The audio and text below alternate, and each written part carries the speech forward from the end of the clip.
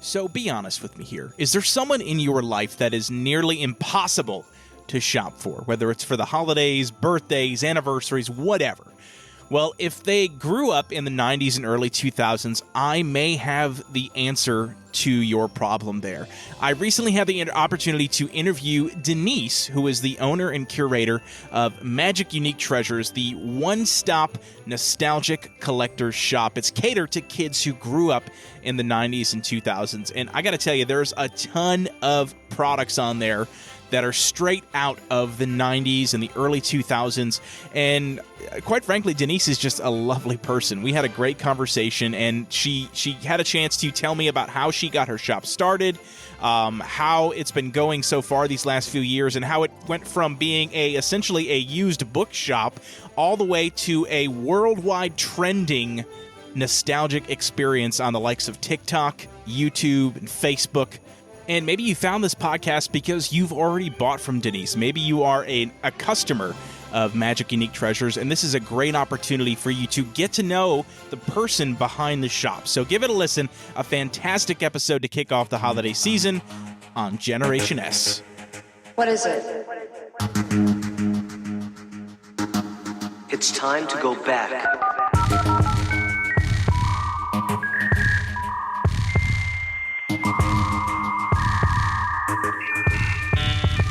Welcome.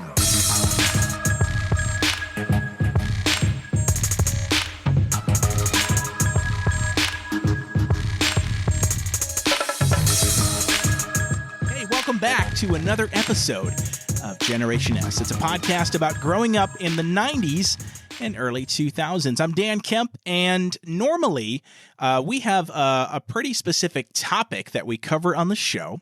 But today it's going to be a little bit different. We're actually kicking off the holiday season with actually a perfect topic for you shoppers out there, and for people that are maybe harder to shop for, but they grew up in the 90s and early 2000s. So I'd like to introduce a very special guest to the show. She is the owner and creator of the Magic Unique Treasure Shop on Etsy.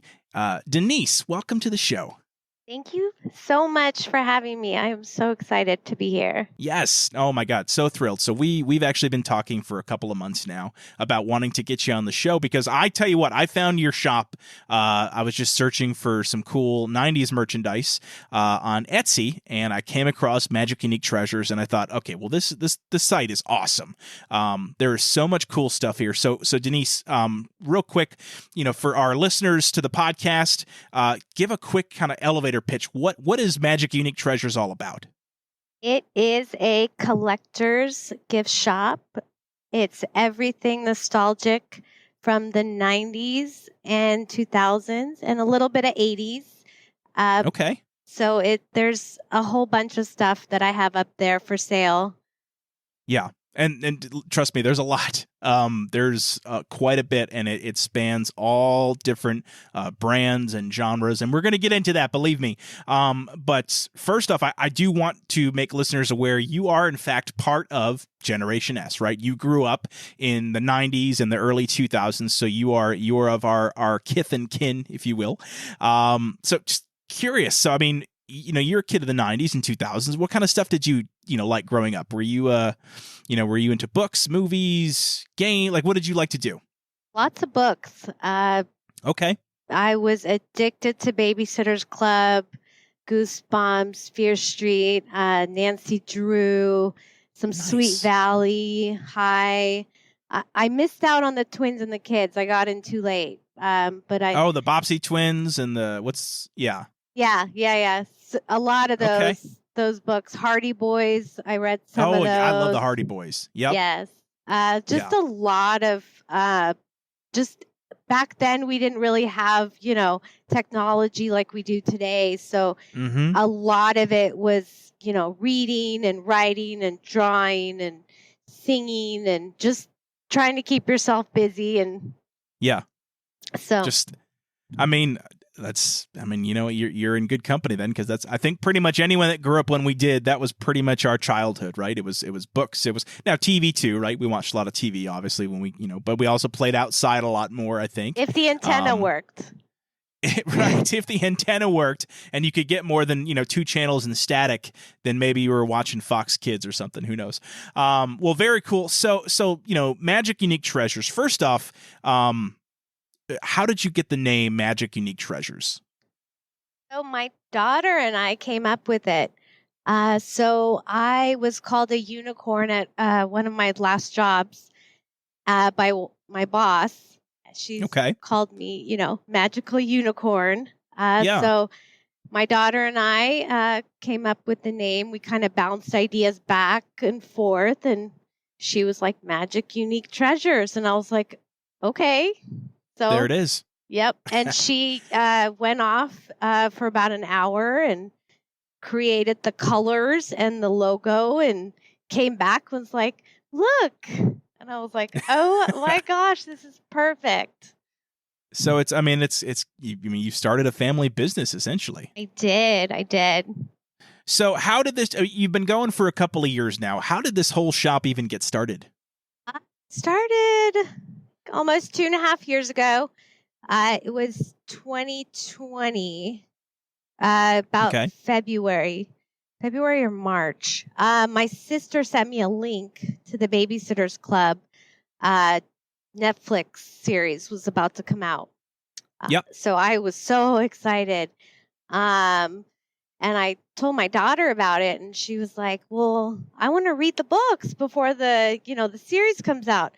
And I'm like, I had my books all perfectly, in my room on the shelf. And she writes in her books, this girl, I love her. She eats while she reads, I don't know. I was like, let me make you your own set. I was like, no problem, right? I can just order however many books. Shouldn't be a problem. So how many are in the Babysitters Club collection? How many total? So there's a base set which holds 131 books. And then there's several spin-offs. There's a super edition, 15 books. Mysteries has 36 books. There's some other special editions and portraits and other extra books. So overall, I think it's about 200 to 300 books over. And then there's a little sister set too, which is another 122 books somewhere in there. So there's a whole, so I was like, maybe hundreds of books. So I was like on a mission. So I found out February, March, it was coming out. So ordered books one by one, for about 4 or 5 months. We were just ordering books, and we were getting several different covers and conditions, and I wanted a readable set for her. I didn't need a perfect set, but I didn't know how hard this was going to be. Well, because nobody has all of them, so you're having to get a few at a time, and I'm sure when you're ordering, like if you're looking for one specific book, it's going to come with a few other. It's probably going to come in some kind of a package deal with books you've already got, right? Yes, and that's the thing. So when I was looking for books back then, it just said books. It wasn't. There was no. You could barely see the numbers. You don't know what you were going to get. And so we just ended up with all these extras, and they were all different conditions. And my daughter's like, Mom, why can't there just be a place where you can go and just build your own set? Like, this should be easy. And I was like, ding, like their light bulb went off. And I was like, why isn't there a place, So that's when we, and then I think it was July. We launched Magic Unique Treasures the end of July. Okay. And kind of mid-July. And right off the bat, apparently a lot of people were having the same issues. They wanted to get back into the series, and they were having complications trying to find the books. And a lot of the platforms at the time, I noticed too, they didn't differentiate the covers. So there's different covers. So there was there was the first round of collectors, then there's a second round of readers, then a third and a fourth. So there's different covers. So Okay. So every time they came out, like they republished it, it would have a different cover. Yes, and a different audience. Okay. Gotcha. So they had this in mind when they released these books back in the day. They knew what they were doing as far as like, okay, this one's going to be, like you said, for collectors. We're going to re-release it again just as a casual reader where it's, it's so probably easier to find. Maybe they put out more of them or. Yeah. So they basically, they also changed some of the artwork to the book. Okay. When they re-release editions. And then they also change, like, I noticed, like, they'll add cell phones in later. So they'll make, like, different, they'll like modernize them. Yeah, almost. So there's differences. So the OG readers that read them initially are used to a certain, style of writing, certain, trends in that, their books, and reading the new ones is completely different for them. Like I did not know that. Are there any other books that have done that before? Because I've never heard of that before, where they rewrite parts of a book essentially. Fear Street's done that. Fear Street has new editions. Okay. I believe, Fear Street did a remake of some. I don't follow the remakes for Fear Street. I just collect the OG ones. Well, those are the ones that are going to sell for our generation anyway. Yeah. We're not going to buy the new ones because again, it's almost like a retelling of the same story, but it's not the original story. Right. Goosebumps, I don't know. I haven't read the new ones yet, but Goosebumps does have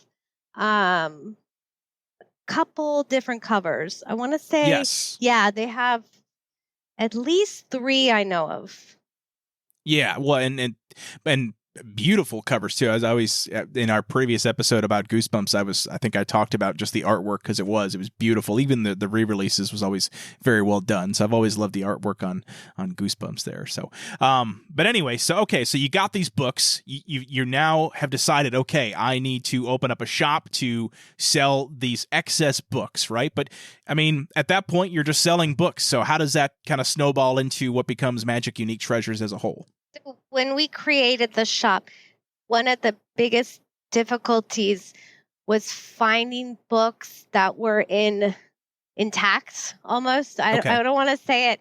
A lot of them were falling apart. A lot of them were, just you open them up, it sounds like opening a potato chip bag. They're just crunchy, and then sitting in an attic somewhere or something. Who knows? Yeah. They'll freeze in temperatures. In cold temperatures, they lose their glue, and they just all the pages fall out. It's a thing. It's a thing. Yeah. So I had several different, editions and covers, and so that's when I wanted a grading system. I was like, you know what? There's multiple definitions of what is good, what is acceptable. Like I ordered several different good, quotation good copies, and I got junk and I felt ripped off. I was like, here I am paying, 5, 10, however much money per book, plus shipping, plus all this stuff. And like, I felt ripped off. I was like, this is supposed to be a good copy. So that's when my grading system that I created, I have my good, very good. So I bulked them up. Bulked them into one category. So these books are going to be, I'm not a professional grader. I don't, just so listeners are clear, she is not a certified book grader. No. That's fine. We got that out of the way. We're good. This is a good, like my version. I feel it's good, so there's no writing in them. It's a beautiful book inside and out. I check them. So you would label this as good. This is your category, very good. So if there's like a little, wink somewhere, it would be good. And then if it doesn't, it's a very good.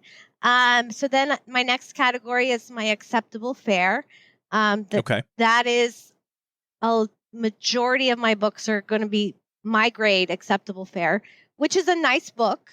Yep. It's not falling apart, but it does have writing in it. So this would be the category that your daughter would have for her books. Yes. So that there's maybe food stains on the pages, Yeah. or No.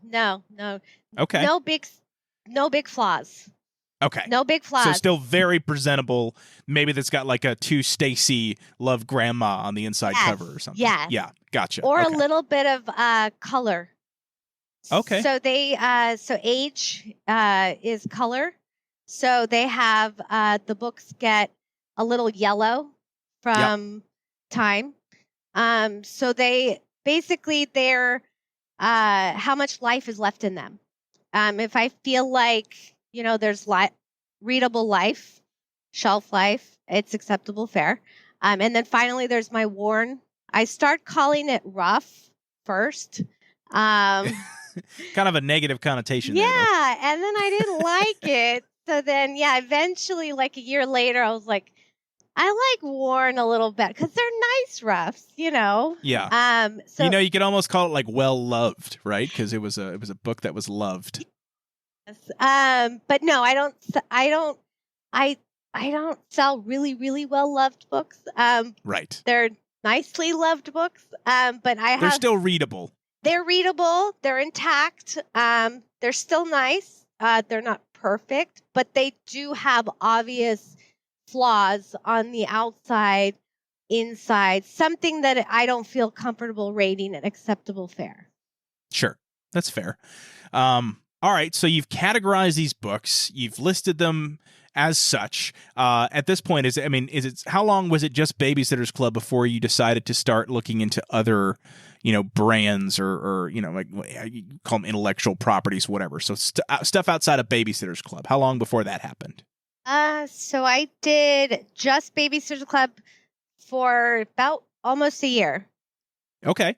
And that was pretty successful though, because that kept you going for a while. Yes. And then I was like, okay, how do I branch off? How do I do other series? Yeah. Okay. So that's when I dipped into Fear Street, Nancy Drew, all the Sweet Valley books. So I used the same formula, basically, to do the other books too. Okay, but it was still books for a while. So books really was kind of the foundation of this shop to begin with, which is awesome. I think that's really cool because, again, I feel like books are one of the things that last a long time, and it's something that you can share with other people, and it's not just like a tchotchke put on a shelf. And there's nothing wrong with those either, obviously, but it's something that you can share. Like you've shared them with your daughter; she's now able to read this book series that you grew up loving. So, but listen, obviously, books are great, but I've seen your shop. You've got a ton of other stuff on there at this point. So, just give a quick rundown. What are some other types of items that you've got on there at this point?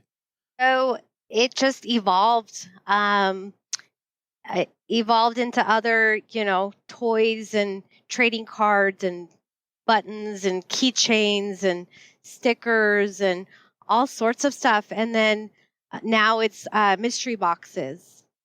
Okay. So, and I definitely want to talk about those because those definitely caught my eye when I first found the shop. No, I loved them. They just look so cool.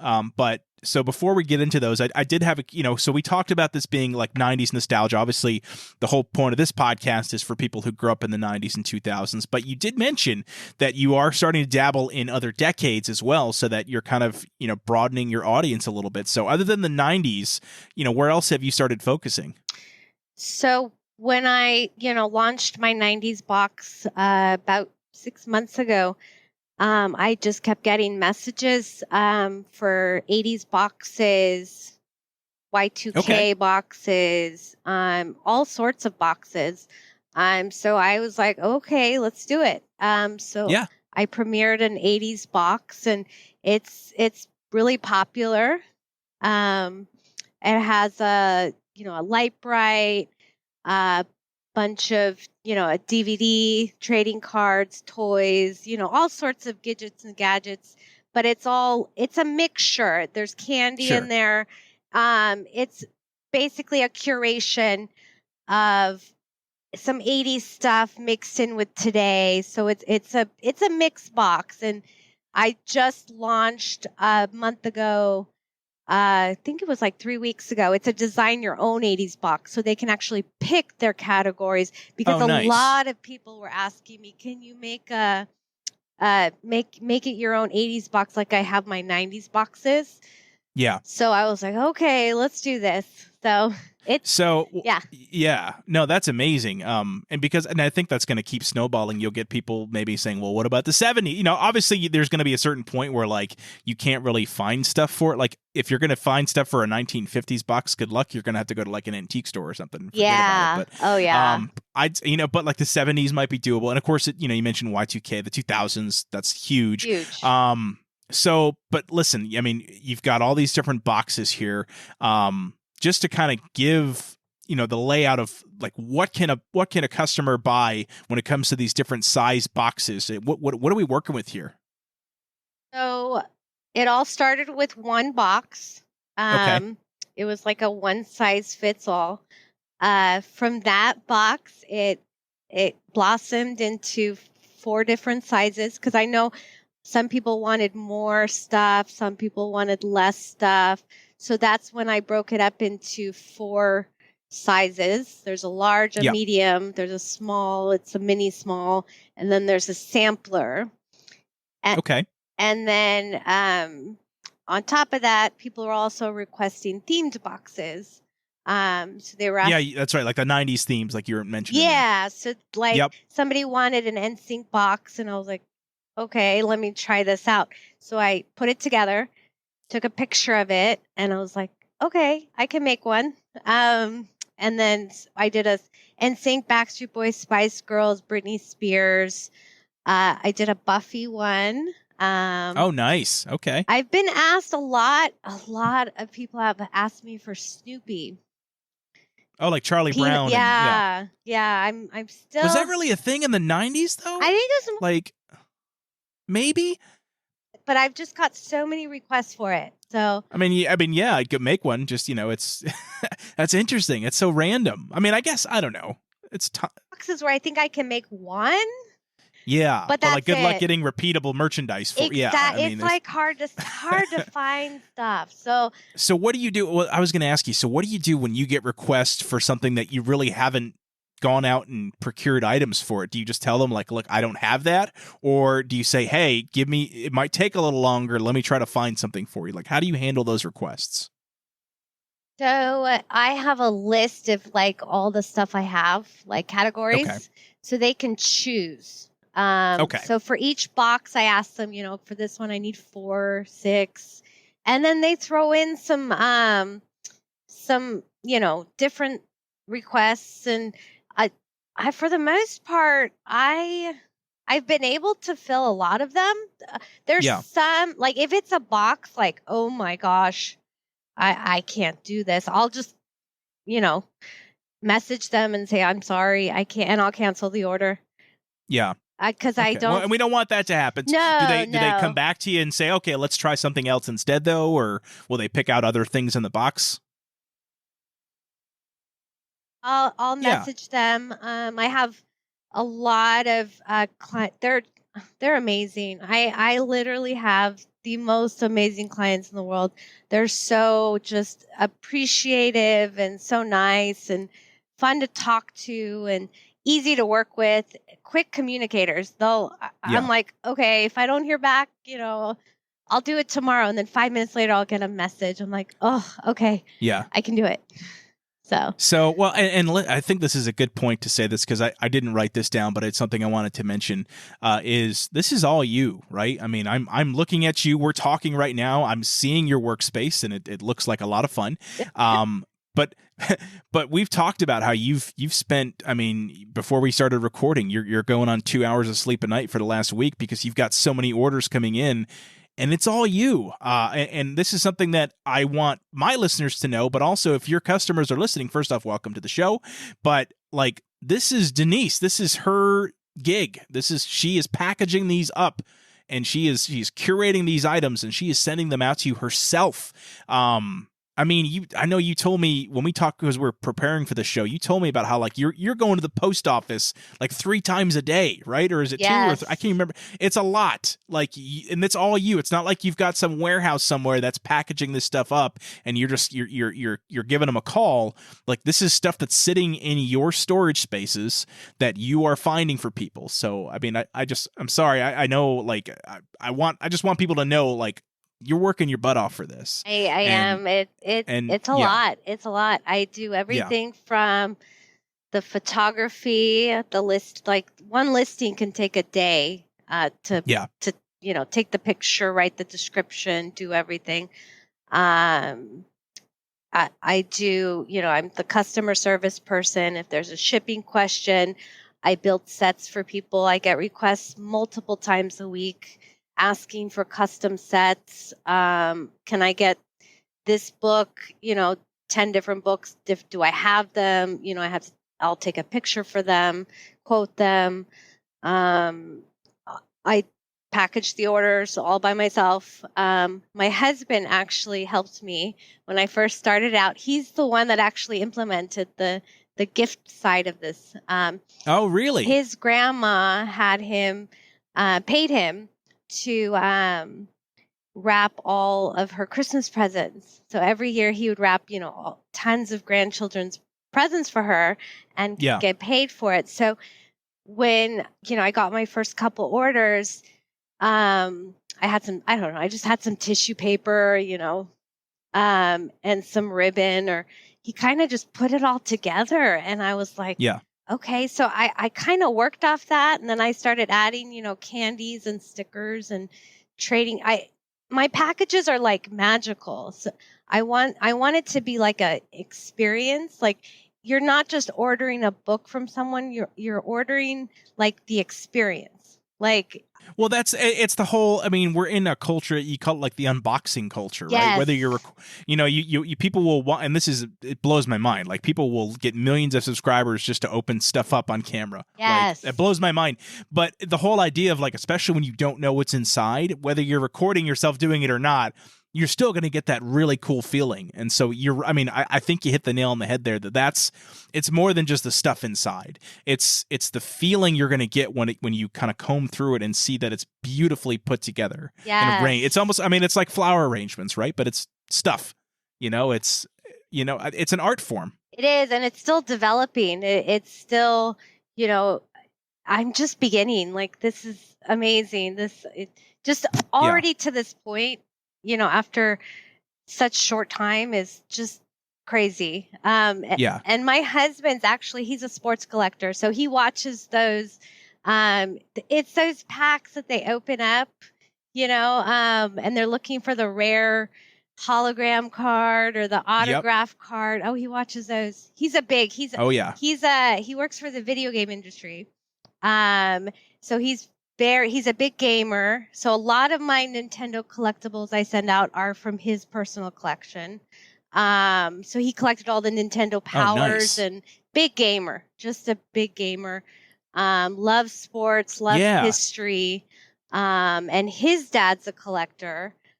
His dad collects toys and toy cars and vinyl records, and he collects license plates. He has like every decade, every state. Like, it's a trip. It is. And when I get into that, I want to. It's just me.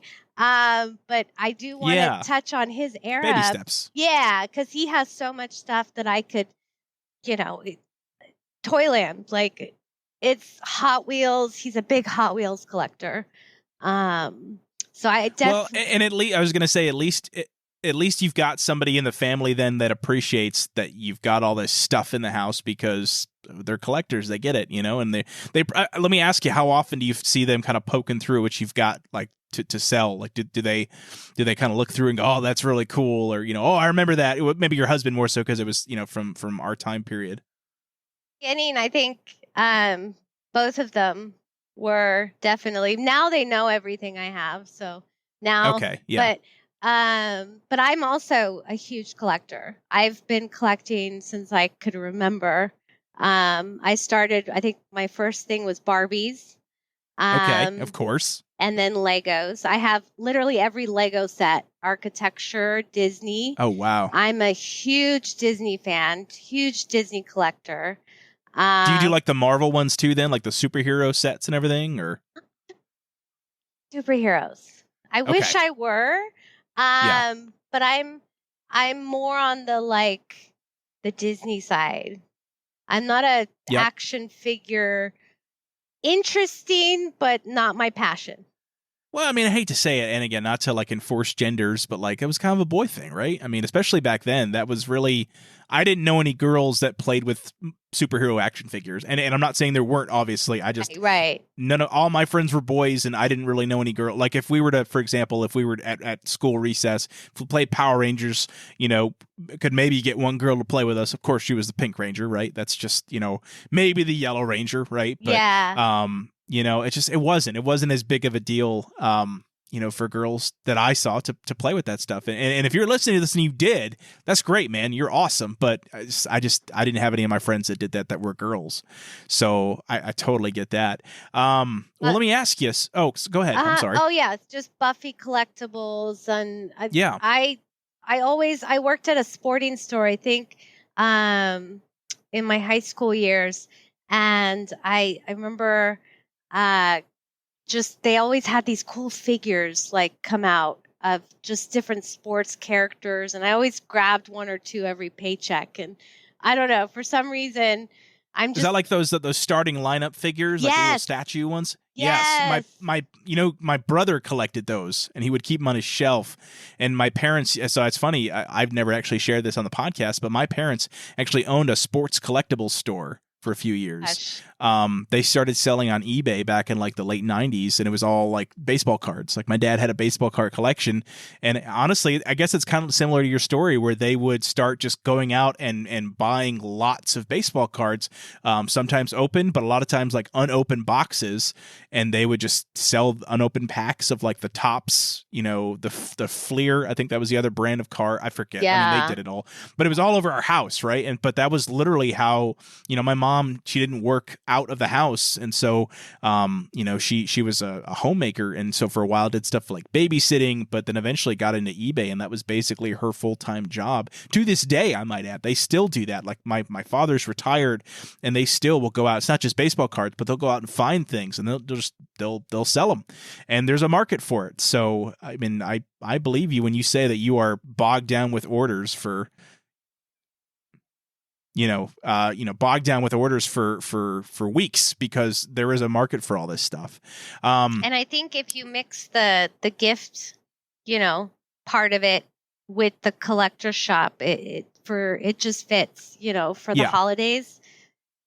Yeah. Well, because your stuff's not just for collectors. Again, like they may be collecting stuff, like especially early on, I feel like when you were just selling, Babysitter's Club books, I feel like that was going to be to obviously enthusiasts of Babysitter's Club, but collectors, right? They were trying to find that one book for their set or what have you. So obviously that was a big market, but now, you've gotten it to a point where it's mystery boxes that'll just take you back. And, it's all about the experience, and that's what you're selling that's what you're providing, rather. It's the experience of that feeling you had 25, 30 years ago sometimes.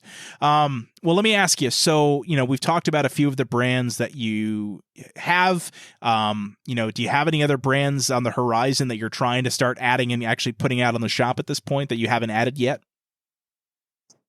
So I am really creative. I love coming up with new ideas. I just have too many ideas. It's hard because, it's one person, and I have to divvy up my time, strategically. When I launch something, I want to, take thought into it, take a picture and, put it together.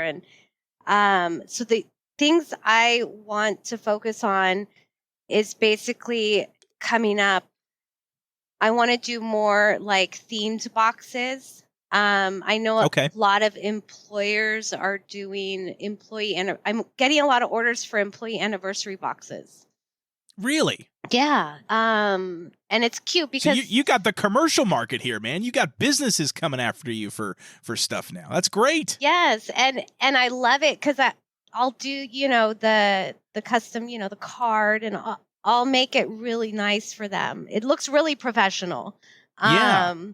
And I've also wanted to come out with present day mystery boxes. So basically for like baby showers. Okay. Yeah. I want to capture a time capsule of, the now, what the popular trends are. So that way they could keep it. That's yeah. Well, because people will do that, like they'll get like the newspaper from the day a kid was born or whatever, and that'll be something they can keep.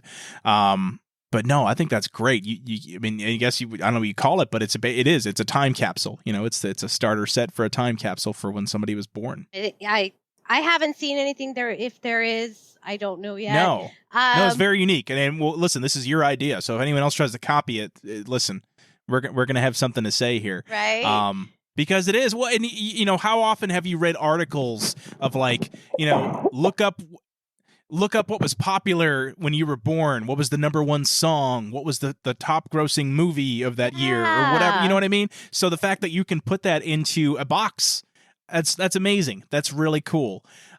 With like a CD or something like. Yeah, or like a DVD, whatever, and then I think that's probably something that you can very easily repeat too, because it's stuff that's being made right now. So it's not like you have to go, oh shoot, I've only got 5 of those left, and where am I going to find the rest? It's stuff that's available now. Right. And also there's a whole party favor. I'm making a lot of party favors. Oh really? So somebody told me like they had the hardest time trying to find Goosebumps party favors. And okay. They're like, I'm so glad I found you. I couldn't believe how hard it was to find, any Goosebumps party favors. So like, are you talking like you found party favors from back in the day, or like you're making custom favor? Like what do you mean by party favors? So they're little treat bags. Okay. So yeah. I do buttons and cards and Goosebumps, like the original stickers, the nice. Merlin stickers, and then put some candies in there. So I'll do like a custom, goodie bag, and then do that 20 times or however many they need. So I do sets of 5, 10, 15, 20. I think the most I've done, I think I did an order for 50 a couple nights ago. Oh, wow. Okay. I overestimate how long it takes to make these things. I'm telling you, it is almost all my orders are custom builds. Like there's a thought process that goes into it. It's very much, I pour me into every order. Everything needs to be, perfect before I send it out. And I try to make that experience, for every customer, because every one of them is like, it's why I'm here, Yeah. Without them, I'd be, working a 9 to 5. So it's almost like every single customer is as unique as the magic treasures that they're getting. Yes. Yes. See what I did there? Yeah. Yes. I do. Oh, so let me ask you a question. You've probably gotten a lot of crazy requests for stuff that you may or may not have. Can you think of maybe the oddest request you've ever received, and if you were able to actually fulfill the order? Clothes all the time. Okay. So I mean, that's not too odd. Not too odd. I want to do something with clothes. I want to do. Okay. I definitely want to have a brand, work with a brand if I can. I don't know. Yeah. I think it'd be cool to maybe incorporate some T-shirts in there, and I don't know. That would be awesome. But I think the weirdest request would be furniture. Seriously? Somebody asked me, they wanted, so they wanted a summer camp theme. And, and I did a really nice box for them. But they wanted, furniture for camping. I was just like, I'm so sorry. I don't have furniture. I think that was How would you ship it to them? I don't know. And shipping's expensive. Yeah, just for a box, let alone like a chair. Yeah, maybe they thought blow up furnitures, or Maybe that's or honestly, I mean, well, I think it's also that's just reinforcing like people don't realize it's just you and you've got your stuff in your house that you're curating. Like you're not a warehouse with furniture in it. And so that's I guess just a reminder like listen, this is maybe one day you will have retro furniture as a part of your boxes. You know, you have the furniture box. I mean, God knows you can fit a lot more stuff in there if you include it with the chair and a giant furniture box. Exactly. So, you know, that's just we're you know, you call it the supersize box. Just like remember the McDonald's had the supersize size back in the day before everyone started complaining about how fat they were getting.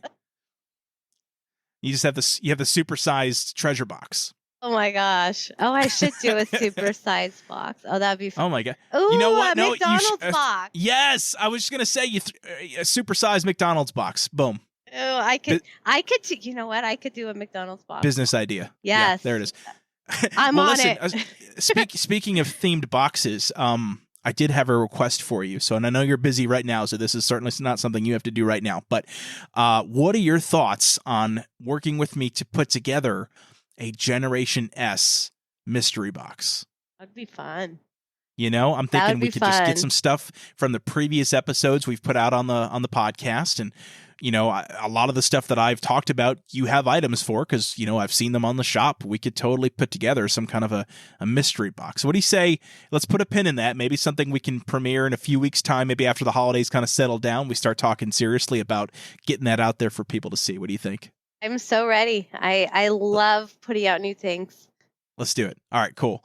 All right, so this is where we get to know a little bit more about you, about Deniz, because again, this shop is all you. And so here we go. What's something that your customers might not know about you? What's a fun fact about Deniz? I love music. I love to sing. I play the keyboard and the flute. I write my own songs. Just music. I'm really passionate about anything. When I'm wrapping my orders, I call it wrapping. When I'm packaging my orders, I listen to a bunch of Spotify music, and that's how I get my inspirations for my TikTok and Instagram videos. Is I listen to songs. I'm like, oh, I make videos of, so this is the part I forgot to tell you is I also noticed there's not anywhere you can go, like a place where you can go see all the collectibles. Oh yeah. So no, for sure. kind of want to be not a historian, but like somebody who like, it's on the bucket list. So I have a library of collectibles that I've sold, right? Where can you go see, you know, what collectibles there are from the 1990s Ninja Turtles or Power Rangers so I kind of want to start something like that on the side. But for now I do, platform work and I market, what I have in my shop right now. But almost like an archives, like you're archiving, pictures of all the different toys. So like, cause I've seen like, for example, Ninja Turtles, I've seen a website that has, all the Ninja Turtles action figures that came out, but they're certainly not going to have anything about Power Rangers or Backstreet Boys or, you know what I mean? So you could be the definitive, like, the Generation S vault. We wouldn't call it Generation S. Like a vault where you're just showing all of the things, and you can be videos, you can be pictures. But I think that would be really cool. Yes, and the collectors are just, they're just toy collectors or just trading card collectors or somebody who's a mix of, everything. Yeah, I think would be really cool. I think they could even use your site as a resource if they're going out and trying to collect. They can say, "Hey, okay, this is every single listing of this figure. I'm missing these 3," so then they can go out and find them. Yes, and that a lot of collectors trading cards. Yep. So it's really scarce that there's a collector who will actually go into the individual, and picture each one. So I've been trying to actually do all that. Yeah. For each, nice. For each trading card set. So far, I think I've done Power Rangers, and I've done a few others, maybe 2. But it takes forever. Yeah. It takes forever trying to actually like open all the packs and find all the cards you need for the display. It's work. It's time consuming. No, I remember that was one thing my mom would she would put together. Where they usually came already made, but like she would, if there was a set of baseball cards, like they would come in a framed picture, and it was all of them kind of in order on the poster board almost, basically. But it's a lot of work because you got to find them all and you got to get them all in order. Yeah, so it takes time. All right, so well, listen. I got a few rapid fire questions for you. Okay, I'm gonna throw a couple of questions at you here. In fact, I'm gonna throw 5 at you. Okay, and these are gonna be some Deniz favorites when she was growing up. Okay, you ready? Yes. All right, here we go. Question number 1: your favorite Babysitters Club book? Christie's Great Idea. Okay, and you tell me what number it is. I know you know the number. It's the first book. It's the original, the first. It's okay. Very first. It started it all. Why is that your favorite book? Because it started it all, or is it the story just really good? I think both. I reread it. I think I've read it 152 times. Wow. It's a very exact number. Yes. I love that the series is just so well put together, and they showcase, all the characters and personalities, and every person that reads can at least relate to one of, this person likes horses, this person has diabetes, this person is the only child, this person's parents are divorced. So there's a lot of like events that go on in, the readers' lives that they could relate to these books. And I think it just overall really well written, really awesome author, characters in the book, just everything about it is just so addicting, and and it just really it sucks that they canceled it. It really hurt, especially Well, I was going to ask you, what did you think of the newer show, and then how would you compare it to the show from the 90s? So they had the movie, yes, and then they had the show in the 90s. Yep. And then they had the Netflix one. So how would you rank those? Movie, 90s TV show, Netflix show. What would be your how would you rank those in order? I think the 90s show is first. Okay. That's the one I actually knew. I do remember seeing an episode or two of those because I had friends that had little sisters and we'd have to watch what they were watching. Yeah. Yeah. I think that was my favorite. The movie, I think it was okay. I think it'd have to be even with the new Netflix one. I think those two are like a tie for second place. But so equally enjoyable, but for different reasons. Yes, and oh my gosh, I talked to a few of the characters on the Netflix show on Instagram, and they're sweethearts. Yeah, now that's of them. Really cool. Yeah. Okay. They're just really nice, really supportive, and just nice. That's awesome. All right. Next question. Favorite, you mentioned listening to a lot of music. What is your favorite music genre? Ooh, I'm a mix. I'm huge. Come on. Cop out. No. And I'm pop, country, okay. and rap. All right. So, which, funnily enough, have all kind of intertwined in the last 10 years to basically be the same genre. Yes. Like Florida Georgia Line, I think, is basically all three of those at the same time, if you've heard of them. Yes. Yeah. Yes. And Kane Brown, who he just premiered a song with his wife. They're amazing. Oh my gosh. They're country, but they're a little bit of pop in there. Yep. Just anything with a duet, I'm hooked. Okay. So duets are your thing. Kid Rock and Sheryl Crow. That was like, oh yeah, Picture. Yes. Love that song. I love that song. Yeah, I did that in karaoke one time, and I realized that I could not sing like Kid Rock very quickly. Actually, nail that song. Nice. That's a car trip song. Well, let me ask you this. So, you mentioned you listen to a lot of music when you're packaging up, the mystery boxes. Do you listen to stuff only from back in the day to get you in the zone, or are you listening to some like modern music as well? It's mixed. Okay. So an NSYNC song will come on, or a Backstreet Boy song, and then it'll be a song from today. Okay. It's just, oh my gosh, my playlists are so fun, and it's like, okay, am I in a creating mode, a packaging mode? What kind of mode am I in? And I have mixes for every single different, whatever I'm working on. Am I like photographing something right now? Am I building a set? So you should play Nickelback's Photograph if you're photographing something. Exactly. I'm just saying. Back.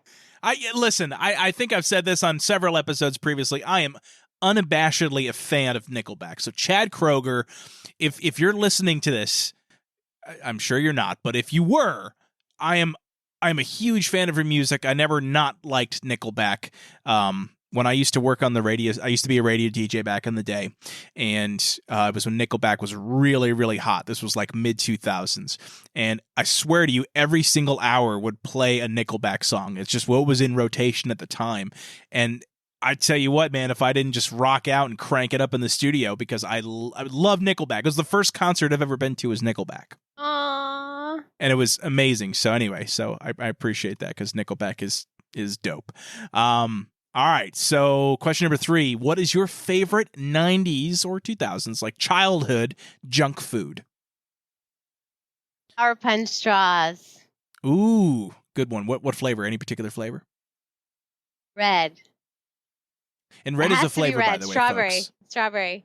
Is it strawberry or is it just red? Because I feel like it's a unique flavor in and of itself. I don't know anything. That's like when I bought my car. Like they're all asking me what kind of style and what year, and I just want a silver car. I just want red flavored. But you could eat something. If you were to eat a candy and I say, what flavor did you get? I got red. I know what flavor that is. Yes. I can't tell you what it is. It's red. It's just red. You just pick out the rest. It's of course. No. So okay. So I Sour Punch straws are okay. I'm more of a Sour Patch Kids fan myself. Ooh, okay. But I would say my 2 favorite flavors are red and then green. I actually love green Sour Patch Kids. I'm not a green fan. Oof, so good. I'm not a green fan. No. Orange is like my backup. Like if there's no reds, okay. I'll go after the oranges. Once the oranges are done, the blue ones maybe, but I think yellow is the worst. Yellow, I can't. I'll eat yellow. No. Yellow's good. I think orange is probably my least favorite, but my son, who's 4, it's his favorite flavor, so I can easily share them with him now and not feel like I'm wasting them, basically. Well, let me ask you on the subject of candy. Is there a particular candy that you sell that's like a hot seller, or maybe not? Just in general, or like a genre of candy or anything like that? No, I don't sell the candies individually. Okay. So they're all, tied up into a goodie bag, a treat bag. They're in a box. So they're included in what I sell, but I want to do a candy box too, by the way. I'll put that on my list. Okay. But I want to do like a 90s, I know there are some out there. I'd probably put that on my last. If it's already been done, I'll have to. Well, you could go specific though. Like I've already got an idea in my head that you can have for free, like a Little League baseball candy pack, like stuff that you would get after playing a Little League baseball game. Oh my gosh! I'm thinking, yes. Right? So you know what I'm talking about. Yes. So like, it would be Big League Chew. You remember that gum from back in the day? So you got Big League Chew, like a Milky Way bar. This is just me. This is what I would get with my money after the game at the Snack Shack. So it'd be Big League Chew. It would be a Milky Way bar, and it would be Black Cherry Warheads. Those are my go-to candies that I would get after every game. So you could think of like, okay, what are some candies that kids would eat after playing a Little League game? Yes, and we can make Little League bags. Yes. That was the thing that was the most annoying with doing sports was could you be assigned as like snack mom, snack dad, or whatever. And you're like, oh God. Yep. And then the night before you're like at the grocery store, like, Well, thank God for like the big packs of goldfish and stuff, right? Because that was what we did with our kids. In Little League Yeah. You know, we would go out there or get like the applesauce pouches or whatever, and get like, I loved it because like we're not healthy in our house like food wise, but we try to be, at least for the kids. Like we don't drink a lot of like fruit juice and stuff. It's all water basically. But I love it when like the parents would give our kids like basically like giant Gatorade jugs for after their Little League game, for which they sweat maybe about 6 minutes out of the entire thing. So they didn't really need to replenish their electrolytes. It was just literally just them getting candy juice. And so they loved it. I'm like, oh, yeah. But yeah. Oh, but we were never the snack parents that gave out like really unhealthy stuff. Like you get the ones that would throw just straight up M&Ms at them after their game or whatever, and they loved it. But just that wasn't us. We would always try to make it kind of healthy, like But anyway, but that's a good idea. And I could do baseball I'm all about boxes, ideas. like baseball book with like a sandlot with like a baseball figure. I could do that. And football. I could do like a whole 90s sports movies thing. Yeah, I have a bunch of Ravens stuff. I found a collector that was a big Ravens fan, and I have a bunch of Ravens stuff. I don't know how, but I could totally do something with like 90s football, and because there was a lot of popular players in the 90s in the football. Oh yeah, a lot of them. Honestly, most of them I remember. Like that's how I couldn't tell you any players other than maybe a couple in the last 15 years, but I can tell you, I can name 4 quarterbacks from the 90s just now, like, because I think they were almost larger than life back then. And, other than maybe like Tom Brady and Aaron Rodgers, like I don't know any other quarterbacks really. Tom Brady's from my hometown, San Mateo. Get out of here. Yes. What? Yes, my husband's, I think, cousin played softball with his sister. There's a connection with Tom Brady and me. It's like, oh wow, I know like 2 people in between. So it's like the 6 degrees of Kevin Bacon game, but you're only 2 degrees from Tom Brady, and that's more than most people. So my husband's cousin, and then his sister plays softball with his sister, and there was a lot of sports events growing up. Yeah. So that's amazing. Yeah. Nice. Yeah. And my husband just, oh my gosh, football, fantasy football, just anything. He knows everything and anything football. And that's how I got it. And I'm a huge football fan. Huge. See, you're on the West Coast, so this is not as meaningful for you, I don't think. But here, I live in Georgia, so the Southeast, and it's football, but it's college football. Big college football. So my wife went to the University of Georgia, the Georgia Bulldogs. They are the reigning college national football champions. Actually, they're the college football national champions. They won last year, and at the time of this recording, they're going into the playoffs. So fingers crossed. But college football down here is huge. It's probably because our NFL team sucks, the Atlanta Falcons. But yeah, big football presence down here too. So. Very cool. Aww. All right. So next question for you, favorite TV show from that era? Buffy the Vampire Slayer. That's a great show. I started. Did you watch the movie, like kind of like Babysitter's Club had a movie first? Did you watch the Buffy movie? I watched the Buffy movie second. Okay, so you watched the show, the show is superior, let's be honest. Yes. Big Sarah Michelle Gellar fan. Yep. And she married Freddie Prinze Jr. She did. And they were starred together in Scooby-Doo. It was like love's dream come true. Yes. And my husband actually got commented quite a few times that he looks like Freddie Prinze Jr. So I apparently married him without even, and his name is actually Deniz. So it's Deniz and Deniz. Oh, nice. Okay. So we have like the same name. Almost. Yes. Nice. Yeah. Yes. No, nothing like that for me. It's Dan and Beth. I mean, I guess if I were to compare myself to a celebrity, I would look like a bald version of Seth Rogen, maybe, But yeah, no, nothing cool like Freddie Prinze Jr., unfortunately. But hey, good on you. Shaybert? I don't know how to pronounce her last name, but in high school, everyone was like, "You look like Lacey Shaybert." Nice. Okay. I think she was in Party of Five. I'm not sure where she was from, but I know the name. I couldn't tell you what you look like unless you look like you, in which case I could probably tell you exactly what you look like. All right. So Buffy's favorite show. I think you mentioned earlier you have some Buffy merch. Is that just from your love of the show, or were you getting requests for Buffy to start putting that together? A lot of what I started off selling and making was my own, and then it kind of just grew into more. I think networking was really big. Oh my God, I love, clients that want to trade. I love it.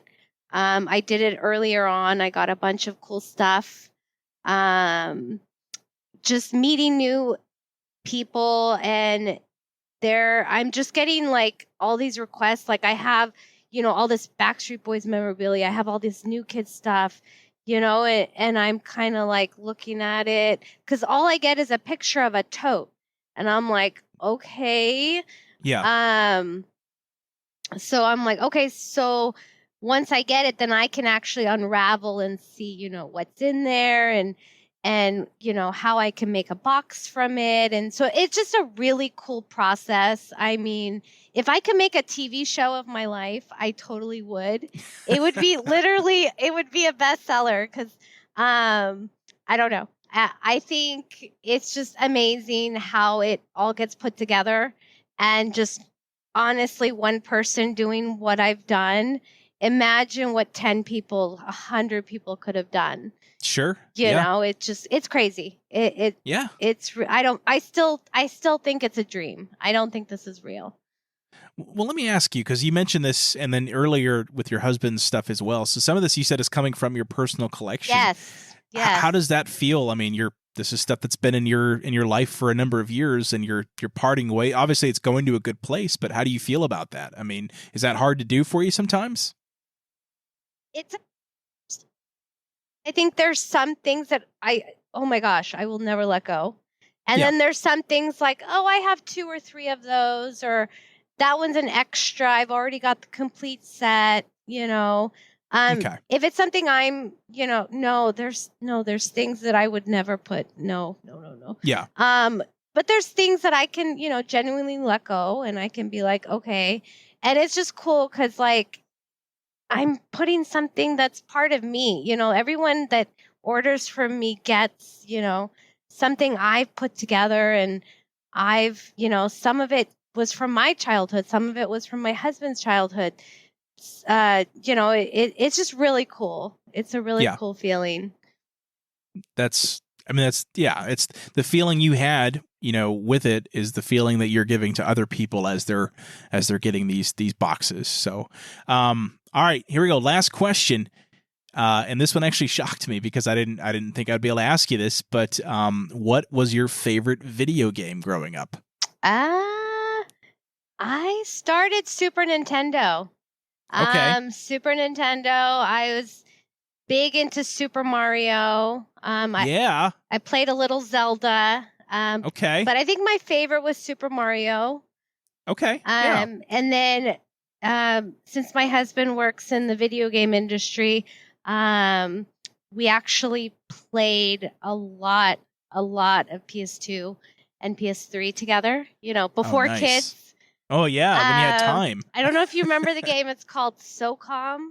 Yes, I of course remember SOCOM. Okay, there was so I had a user profile. So there's not many, girls that played. Well, no, yeah, that's why it kind of. And again, I apologize, but it kind of shocked me that it was like we said, okay, what's some questions that I could ask you? You said, well, you could ask my favorite video game. I was like, you got a video game, and again, because not a lot of girls that I knew played them. Like to this, like my wife will not play video games with me. I've tried, and she gets before kids. Before kids. So you've kind of fallen out from doing it recently, but you were definitely a gamer. I played SOCOM, and for anybody that played SOCOM, there was a person called Selena Kyle. So we created a team, and it was all like characters. So you were Catwoman, is basically what you're saying? Yeah. and my husband was Oz Cobblepot. So if he's the penguin. Nice. So if you ever remember, so we would be in the same room. We played online. Yeah. So if you ever saw those two, that was us. That was you guys. Yeah, we were. We had one of the most dominant teams on SOCOM. We were like, I think in the top, at least top 100. Oh, nice. Yeah. Okay. See, I was never good at those kind of games. I just like Call of Duty, Halo, like shooter games. I'm just not good at them, so I never really played them online. And then my internet was also never good, so I could never really play online without it getting lagged out or booted off or whatever. So, you know, I mostly played like fighting games and like just like one player games, you know, at home. But no, that's cool. I remember. It's funny that I remember this, but my sister was a gamer for a number of years, and you know what she played? Actually, it was on the computer, but she played Final Fantasy XI, and then she played World of Warcraft for many years. Those are fun. So that was her big thing with her husband at the time. They would play for, I mean, probably a bit too much now that I think about it. Like they would play for probably 24 hours straight. Yes. Sometimes they would just play, and so. Which, yeah, and it's funny because again, since kids, and I thought about this. I think I might do an episode on a Generation S parenting where, you know, there's people that are our age that have kids now, and so let's talk about that too. But you don't have time for that stuff. Or there's like it was an old saying of like, you know, when you're a kid, you have no money but infinite energy, and when you're or infinite energy and infinite time, and when you're an adult, you have you have money and you have energy but no time, and then when you're old, you have time but no energy and money, or something like that, where like it's just like you don't get to enjoy the stuff. Like, you know, you always dreamed as a kid, well, when I grow up, I'm just going to play Xbox all the time. That is so true. So true. You're not going to, though. You know, I think I did for maybe a year out of my what's considered my adult life. I had a year where like I was not married yet, and I would go home and I would play Skyrim for 5 hours a night or whatever.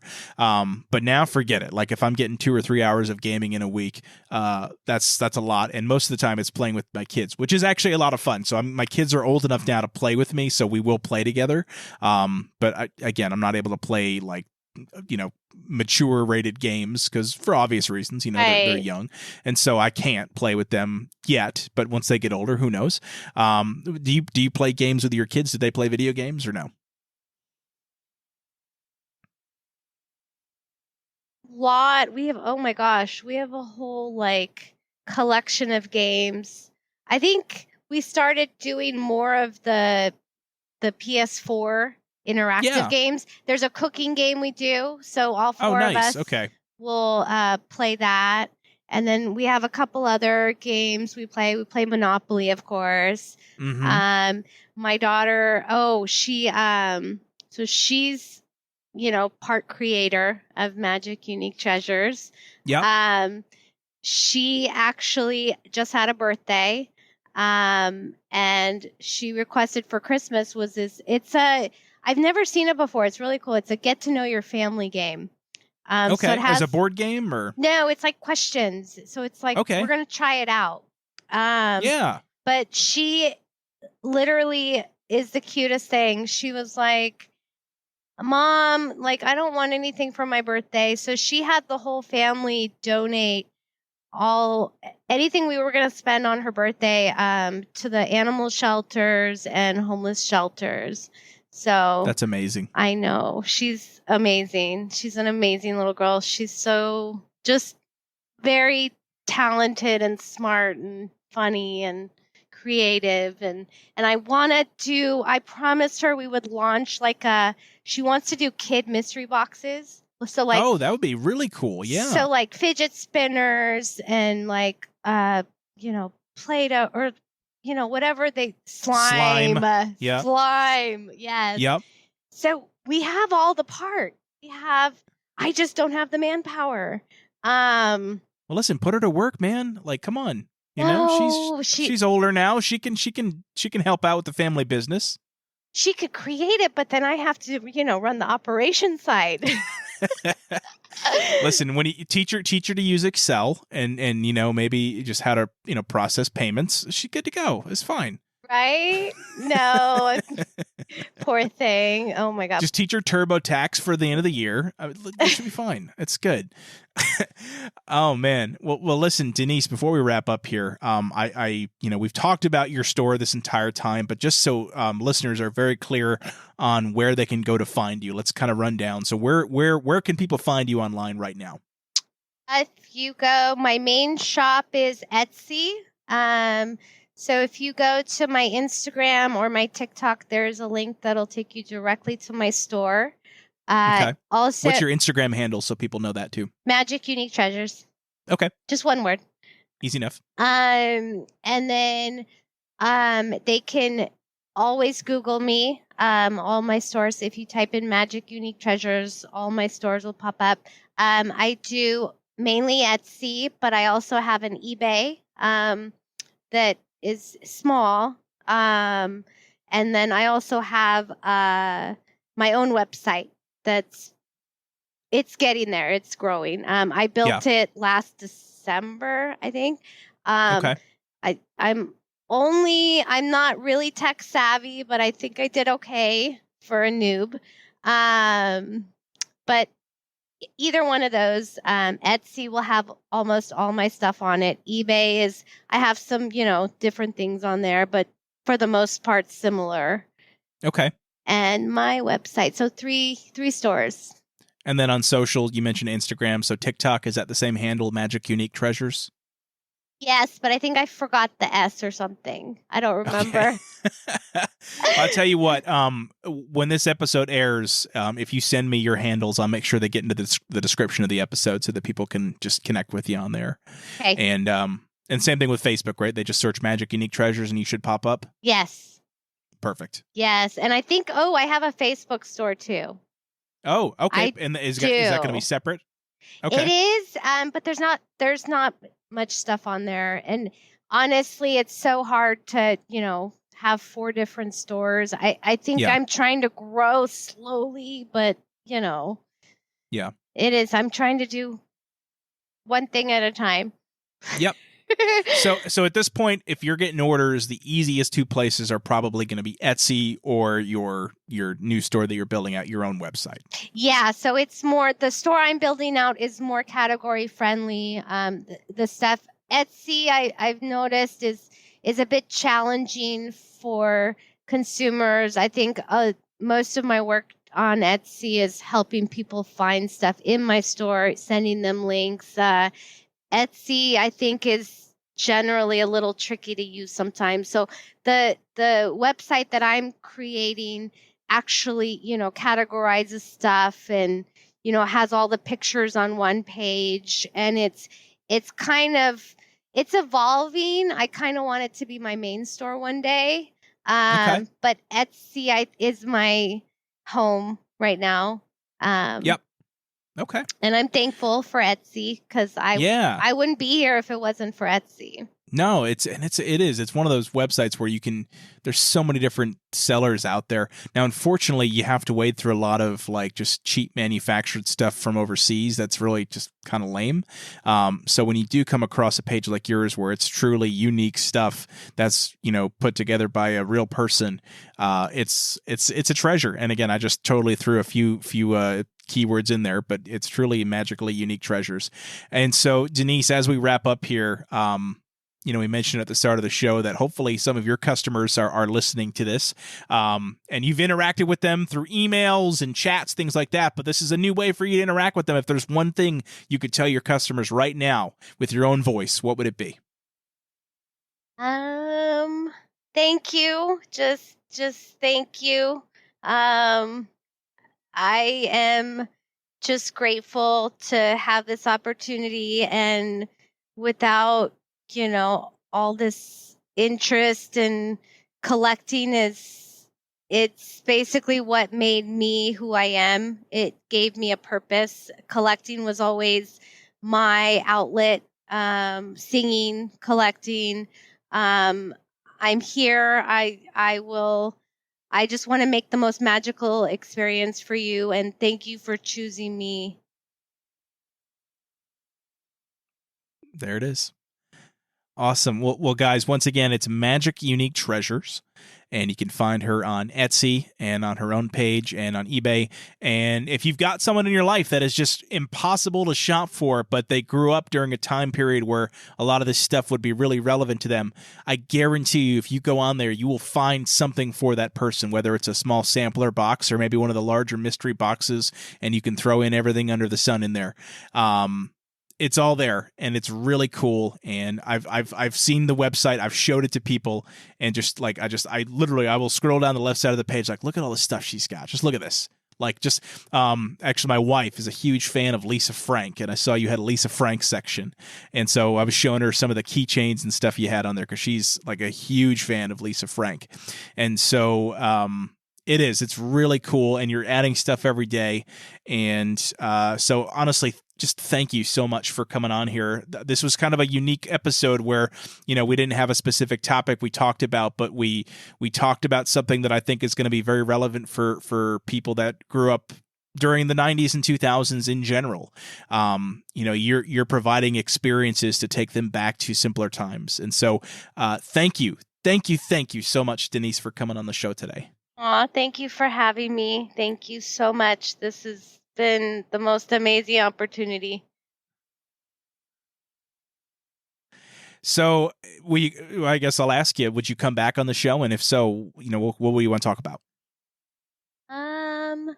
Absolutely. And I could talk about anything. I'd love to, go more into, mystery boxes and different genres and categories. And I want to do more action figure Marvel stuff in my store. There's such a demand for it. Okay. I really superheroes, and I think that would be fun. Yeah. Well, why don't we even talk about stuff from your childhood in the future? So like you mentioned Legos. Let's do a Legos episode. Oh my God. Oh my gosh. Yes. Legos would be fun. Let's talk Legos. Yes. Yeah. All right. Well, that's going to do it for us today, guys. Thank you so much for listening. Remember, the holidays are here, so if you need something for someone in your life, check out Magic Unique Treasures. I guarantee you're going to find something that they're going to love, especially if they grew up in the 90s, in the early 2000s. Guys, thank you so much for listening. Happy holidays, and we'll talk to you soon. Goodbye.